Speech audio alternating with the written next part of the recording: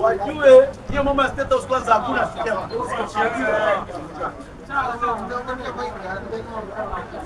Amujambo. Mimi naelewa. Mimi kitu nasema ni kwamba maandamano yetu iko kwa sheria. Kwanza tulipikana wakati wa Moi ndio tupate hii katiba tuko naye. Tulipikana watu wakakufa, tukapata hii katiba tuko naye. Leo hii nashangaa watu wakiambiwa hakuna maandamano, wakati ambayo iko kwa katiba yetu ni kama sheria. Maandamano ni haki ya mwananchi. Lakini viongozi wetu wameingilia maandamano kuyafanya ya kikola. Wanaenda wanakotisha watu wapige waandamanaji ionekane ni vita. Kwani hiyo hamuoni? Hii njana kuna maandamano itakuwa ni wao utakuwa kesho. Sababu njana imetangazwa watu. Ni vita itakuwa kesho. Watu wamekotishwa mpaka Kibali kuletwa Nairobi kupiga watu. Hakuna maandamano itakuwa kesho kutangazwa na mtu. Ni wao utakuwa. Sasa ndio nauliza. Sisi wananchi huwa tunachukua viongozi wakwenda kutuchakulia wakola waje watupige. Huo ndio uongozi ambao tunataka sisi wa Kenya. Huyu mtu anaitwa kiongozi ni mtu wa aina gani? Kiongozi ni mtu wa aina gani? Kwani kiongozi ni njambazi? Kiongozi ni mtu wa kuweka Wakenya pamoja. Kiongozi ni mtu wa kuangalia maslahi ya Wakenya, nini inawatatiza eneo lake. Hiyo ndio maana ya uongozi. Lakini leo hii mbona viongozi wanakeuka kuwa majambazi? Je, kwa nini viongozi wabundishe mapolisi ujambazi? Sababu gani? Je, hii Kenya tutaishi namna gani? Na kama Kenya kutoka kitambo iko namna hii tungekuwa tu kwa kweli? Angalia. Wachaneni na mambo ya milengo. Wachaneni na mapenzi la kujipendekeza. Kenya ni ya Wakenya wote. Na kama kitu iko makosa, nataka tukubaliane ni makosa. Ile vita inapigana Nairobi ni viongozi wanalipa watu pesa watu kupigana. Na vijana wameuliwa kwa sababu ya maneno. Vijana waliuliwa kwa sababu ya kutaka kutetea haki ipatikane. Wakilalamika wakisema nini? Hii mbili iko juu, tunataka irekeshwe chini. Sasa kwani wajua maandamano ya mwananchi ni message kupeleka kwa rais? Sababu huwezi kumfikia rais ukamwambia hiyo ni message. Leo mnaichukulia hiyo si message, mmeichukulia ni ukora. Baka watu wanakotishwa wananunua marungu wapige wengine. Alafu sasa mkija hapa mnasema wache wapigwe. Sasa tutakaa namna gani namna hiyo? Ambieni viongozi wetu wabadilike. La sivyo 2027 tutawabadilisha wote. Sababu hatuwezi kaa namna hiyo kama wanyama. Lazima tukae kama binadamu. Lazima tukae kama tuna viongozi. Yangu ni hayo. Sawa, asante. Mtu mwingine? Ongea. Nataka kujua kama umeogopa ama nini. Ongeeni bana. Nataka muongee ndio sasa ndio nichukue mimi pia niongee. Unaogopa nini? Naogopa hiki. Ongea wewe. Mimi nashukuru kwa sababu mmenipatia hii nafasi. Mimi nataka kusema ya kwamba maandamano, vijana waandamane sio mbaya kwa sababu iko katika katiba. Vijana waandamane. Lakini kitu naomba kwa vijana wetu wakiingia barabarani wasipore mavitu vya watu. Ni makosa kwa sababu hata wale nao pia wamehustle kuwa na biashara kama ile. Kuna maloni, kuna mambo mengi wamefanya pale ili wafanye ile biashara. So unapata na wao pia wakati unapofanya maandamano, mnapovunja ama kufanya kwa mfano kama kuiba na mambo kama hayo, mnachangia pia hata nyinyi pia economy ya nchi pia kushuka. Sababu yule mtu labda alikuwa ameajiri watu pale ndani. Sasa ameajiri watu pale ndani wakati amefunga ile biashara na nyinyi pia simtakosa kazi. Sasa mnazidi kuchangia. Lakini ile kitu mimi nataka kusema ni kwamba maandamano yameruhusiwa kikatiba, watu waandamane kesho kukumbuka wale waliokufa. Ni sawa kabisa. washikilie maua, waende kama ni bustani fulani, waende wabwage maua pale, waomboleze, mapasta, mashehe wakae pale vile vile, waweze kufanya nini? Waweze kufanya ibada zao pale na maombi. Naona bana, ili tuombee taifa letu, damu isimwagike. Manake si lazima damu imwagike ndo tupate uongozi mzuri. Lakini kwa Wakenya kitu na wasini kwamba wacha tungojeni miaka 5, alafu Wakenya watafanya uamuzi nani wanataka, nani hawataki. Unanielewa? Lakini masuala ya kuandamana, kupiga mawe, kuvunja vitu za watu, hiyo si sawa. Alafu message nyingine nataka kupeleka message ya kitaifa. Naomba kati ya hivi vita ambavyo viko baina ya Iran na hawa wengine wanaitwa nani, Israel, naomba kidogo wasitishe, kwa sababu Irani akisema akipiga anajibu, anajibizana, itatokea third world war. Na ikitokea third world war, sisi kama Waafrika ndo tutaumia. Manake sisi tunawategemea wale kwa njia moja ama nyingine. Manake ile Red Sea inapita kule kwao, meli zinakuja huku, kuna vyakula vitakuja huku, mafuta yatakuwa huku. Kwa hivyo ekonomi yetu pia ndio itazidi kushuka, kiasi cha kwamba hata tunaweza tukapata transport zimepanda na bei za vyakula zimepanda ikiwa hizi vita zitaendelea. Kwa hivyo kitu ninachoomba, mimi naomba ya kwamba haya mataifa yatulize jazba, wakae pamoja, waongee, waelewane, manake wote wana nguvu. Irani ana nguvu, ameonyesha wazi ya kwamba ana nguvu zake za kisawasawa. Sasa tumekuona una nguvu kabisa, tumeshakuona una nguvu. Tuliza jazba, relax, angalia protect yako, wewe fanya protect yako, ili at least hivi vita vipungue, kwa sababu vikisema vinaendelea sisi ndo tutaumia huko. Haya mambo ambayo tuko nayo sisi hapa Wakenya yenyewe pia yanatuchokesha. Sasa tukianza tena kuleta tena mambo mengine ndo tutazidi kuumia. Alafu kitu kingine, naomba masuala ya uongozi tusiingize siasa. Kwa sababu swala la uongozi mkisema ati nyinyi mulimpatia, sasa wacha nyinyi na nyinyi muumie, itakuwa tusaidiane. Inatakana tusaidiane kwa pamoja. Tumuhimize kiongozi wetu mpendwa tunayempenda, kwamba yeye ahakikishe ya kwamba amehudumia Wakenya wote kama vile ambavyo alivyotuahidi. Maana alituahidi ya kwamba atatusaidia, na tuko na imani ya kwamba atatusaidia. Unaona bana? Na kama labda pengine kutakuwa kuko na matatizo, anaweza kaa chini na maadvisor, akajaribu kuadvise tufanye nini. Hili swala la manyumba, mimi naona swala la manyumba si muhimu kwa sasa. Kitu kingefanyika, wangejaribu kuangalia mambo na hizi factory, kuzifufua, economy ifufuke, ili watu wapate kazi na maisha yaendelee. Kwa hivyo rais wetu, sisi tunakuomba uko sawa sawa na kazi utachapa vizuri. Asante. Unaona mambo yamebadilika? Mambo yamebadilika mambo. Sawa. Nani anaongea ama niendelee?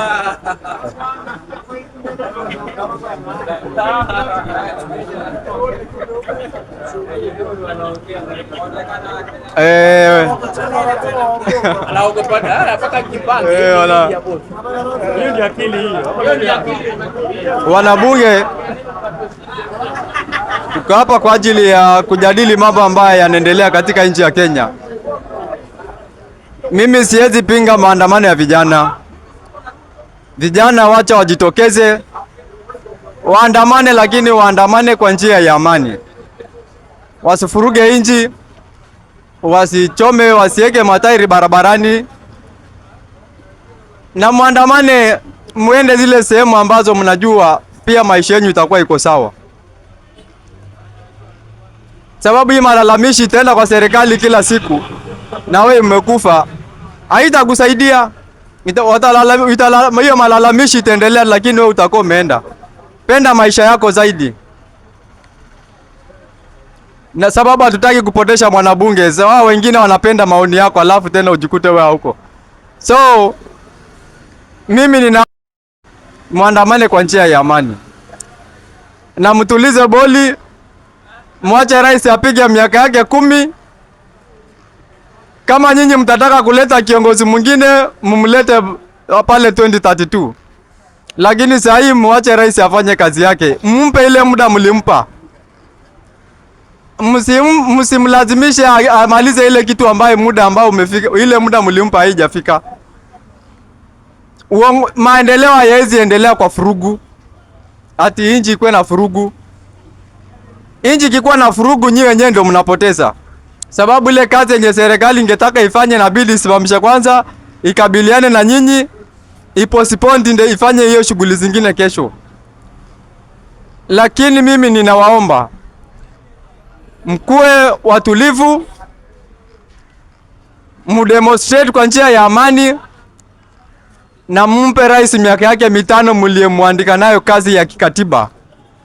Hiyo miaka 5 ikiisha, nyi mfanye uamuzi ambayo mtakuwa mko nayo. Lakini mambo ya kutogezea mlango ya nyuma, ati mnataka kugeuza serikali mlango ya nyuma, hii hakuna my friend. Hiyo story hakuna ya kugeuza serikali kwa mlango ya nyuma. Hivyo hivyo vile mlisema miaka 5, mwache miaka 5 yake ishe. Baada ya miaka 5 unapatiwa ruhusa ya kwenda kuchagua kiongozi ambaye unamtaka. Hapo ndio utachagua kiongozi wako ambaye unamtaka. Lakini vitu mnafanya sasa ni unafiki na chuki, na haiwezi saidia nchi ya Kenya. Haiwezi saidia. Tunaomba kama Wakenya, hakuna mtu anataka nchi yake isiwe nchi ya amani. Tunaona majirani wetu wa Tanzania wanaishi kwa amani, hata Uganda wanaishi kwa amani. Kwa nini Kenya? Na sasa mtafanya watu overtake, na leo Kenya ilikuwa imeendelea zaidi. Mkiongozi mkishamchagua, mtulieni afanye ile kazi mliompa kwa muda mliompa. Lakini wewe sijagua kiongozi leo alafu utake ile kazi uliompa amalize kesho. How? Mpeni muda afanye kazi yake. Hiyo miaka 5 ikikuja, atawaomba kura, atawaambia nimerudi kwenyu tena, niliwafanyia 1 2 3 4. Kama utaona si sawa, mtoe, na kama mtaona ni sawa, mtamregesha. Ni hayo tu bana, na nyinyi mbarikiweni. Sawa, wacha niongee kidogo kuhusu hii maandamano. Kikatiba maandamano iko sawa. Nataka wananchi munielewe vizuri, na nataka mnipe nafasi kwa masikio yako. Maandamano kikatiba ni sawa, lakini maandamano ya Kenya iko peaceful. Ask yourself such question. Kwani maandamano yetu ya Kenya ina amani yake ndani yake? Haina amani. Kwa sababu gani? Hapo ndani ya maandamano kuna watu wanajua mahali wanaelekea na kuna watu hawajui mahali wanaelekea, which means kuna wengine wamelipwa, nendeni pale. So kuna wengine wanaenda na wave. Sasa wale ambao wanaenda na wave ndio wanakufa, because unawekwa mbele na mwenye amelipwa amebaki nyuma yako. Musitumiwa na wao wakubwa. Hao watu wanasema wanataka Ruto aondoke. Kama unaandamana kwa sababu gani? Because kama ni haki, inafaa tuongee, tukae chini tuongee hii na hii na hii. Tumeona maandamano ya madoctors, tumeona maandamano ya walimu, na tumeona maandamano ya other dockets. Hawakuwa na vita hata moja, na hakuna siku polisi wa Kenya wamewapiga. But hii maandamano yetu ya wanajiita GNC si maandamano ya halali. Kuna watu wanataka hii mambo iendelee ndio wapate mahali ya kuiba mahali ya watu. The same time, polisi wa Kenya si wabaya tukiwaangalia, kusema ukweli ya Mungu. But lakini nyinyi ndio unafanya hawa polisi wanakuwa wabaya. Kwa nini nasema hivi? Mtu amebeba mawe, anakuja na mwambie polisi ndio hiyo, piga, na kuna hiyo mawe hapo. Polisi amebeba bunduki. Unamsukuma, anajaribu kutumia hata kutoa machozi ndio at least ukae mbali. Wewe utaki hiyo, unaenda. Juzi tuliona kama jamaa akona panga kabisa, anataka kukata, na mtu akona bunduki. Una expect afanye nini? Na ametrainiwa na hiyo bunduki, na hiyo bunduki ni kufinywa tu, ni kupiga wewe. Alafu unasema saa hii naona wale ambao waliumia. Ni kweli ni si vizuri kupigwa bunduki, lakini wewe ukiandamana unafanya nini? Beba bango, beba kama nini karatasi yako umeandika vizuri, tunataka hii na hii na hii. Lakini hii maandamano kama tunataka justice, ikuwe justice, sio Ruto must go. Sijui kama unaelewa. Unajua kama maandamano ni justice ya kitu fulani, ikuwe maandamano ya ile kitu ambayo tunafanya. Kama wale ambao waliumia wanataka walipwe, tuseme tunataka justice wale walipwe. Lakini kama wao pia wameshalipwa mpaka wametoka kwa media wamesema tumeridhika, tumelipwa hii na hii na hii. Wewe kwa nini hutaki kustop hii maandamano? Ruto amewaita wao watu njoni tuongee kwa X. Wanasema sisi ni leaderless. Sisi hatuchaji. Nyinyi si leaderless. Kuna watu unawa finance. America na kuongea tukakisia sauti hapa. Fanya agency chenye wanataka or else tutawafund. Hii kitu naongea hii. Una force hata mapolisi watumie hizo risasi, lakini hawataki kutumia risasi. Tumeona mapolisi wa Kenya wakitembea hata na mkati, wengine wanapeana mpaka maji. Which means demo maandamano peacefully. Hakuna mtu, lakini usiseme unataka kuenda State House. Ngojeni. Unataka kuenda State House. Uliza swali mzee. Mimi nina swali. Swali langu linatokana na vile wewe umeongea. Wewe umesema mtu anakuja anataka apigwe. Anabeba jiwe na anajikongesha kwa askari. Mwingine amekuja na panga ataka kata askari.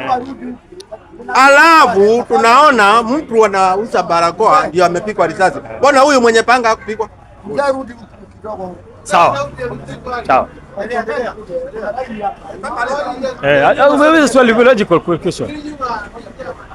Sawa, mzee ameuliza wale ambao walibeba panga mbona hawakupigwa risasi?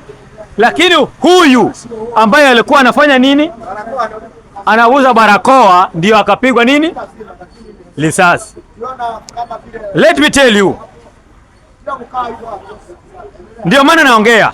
Saa ile unafanya mambo mengine, remember unaharibia mwenzako pia. Sasa yule mtu atakuwa karibu na mimi na nimepata nafasi ya kumpata nani? Ya kumpiga. Ndio unajua saa ile maandamano imechacha. Hujui nani nzuri na nani mbaya. Nataka kuambia kweli.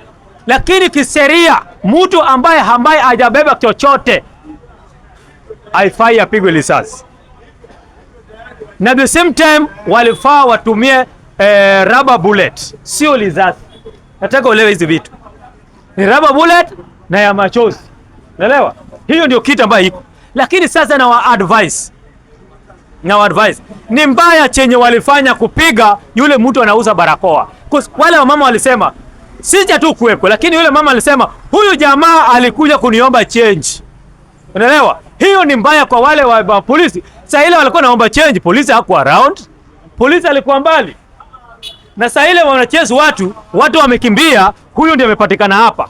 Inaonekana kama huyu ndiye alikuwa pati ya wale watu. Lakini kwa halali haifai apigwe risasi. Walifanya makosa. Hiyo siwezi sema ni si makosa. Hiyo ni makosa kubwa sana. Na we pia angalia upande wako. Endeni pale hata kama ni Uhuru Park, mahali umesema ume-identify unaenda. Tuombeleze peacefully. I advise you. Lakini msiseme Ruto must go.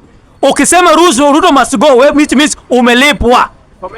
Sijui kama tumeelewana. Umelipwa. Kama ni maandamano ya mambo ya wale ambao walikufa, ikuwe strict hivyo. Information yako. Huyu mbunge kwa Fro nimesikia anasema what's the problem?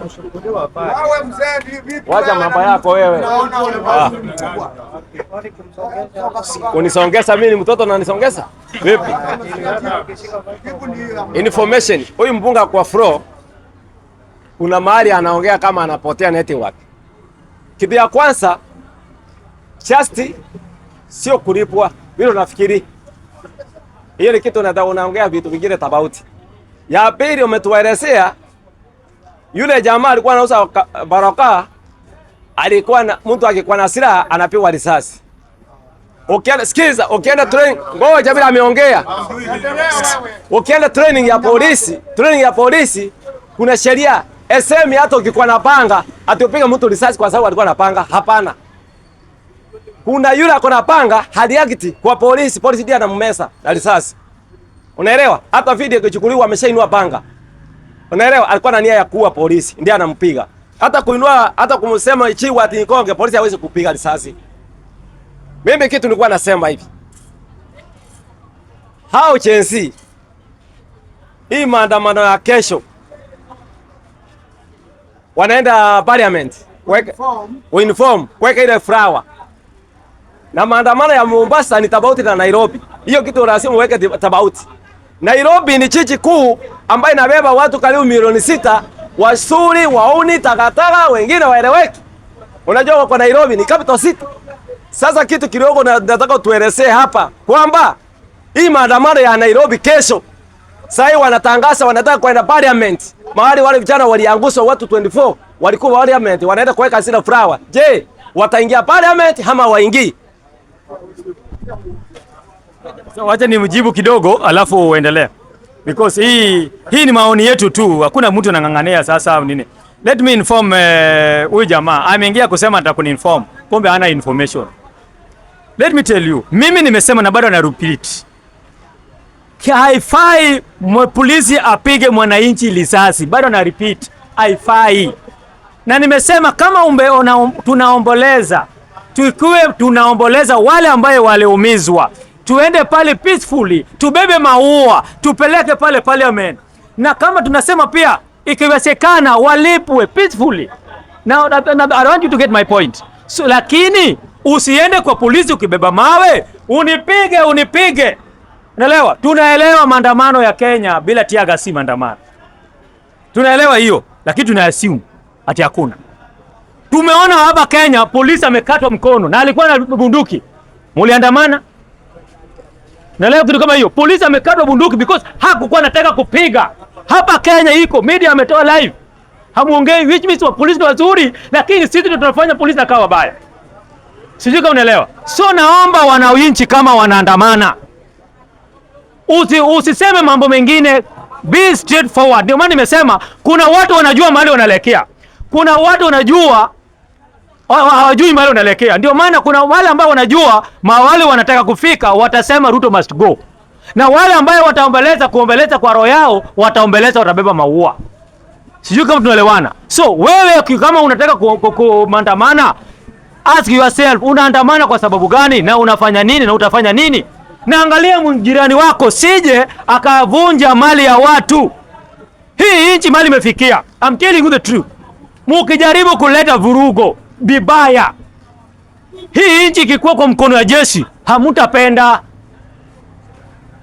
Nisiwadanganye, hamutapenda. Na mimi nasema leo kwa media, na bado na repeat, bandera ya Kenya inashukishwa ikifika saa 12 kwa sababu nyinyi wa Afrika wa Kenya mulipewa 12 hours only.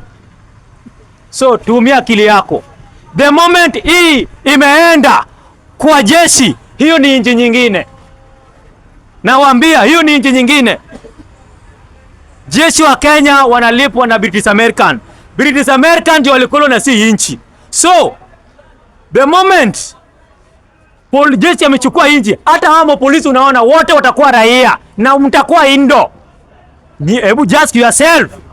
Ukiwa injo mtakula nini na hao watoto wenu wanajiita Gen Z? Mtakula nini? Hichi ita grow vipi? Usiende maneno hivi, hichi ita grow vipi? Na remember, kama kuna kabila amekaa pale, kama saa hii kuna Kiriri, sitaki kusema ni kabila gani, lakini kuna mtu pia yuko kwa jeshi. Akiona Kiriri amekaa pale atakutoa order, hata kubali. So jeshi themselves, kuna Kenya Navy, kuna Kenya Air Force na kuna Kenya Army. Na tumepata hapa 82 hawakulewana. Mabomu ambayo itarushwa hapa na bunduki itaenda hapa. Kama polisi alikuwa na bunduki amesangia chini ya kitanda, wewe utakuwa wapi? So my friend, add your children or your sons and daughters, wakienda maandamano wakuwe peaceful, wasilete vita. Na waomba hivyo. Asanteni sana.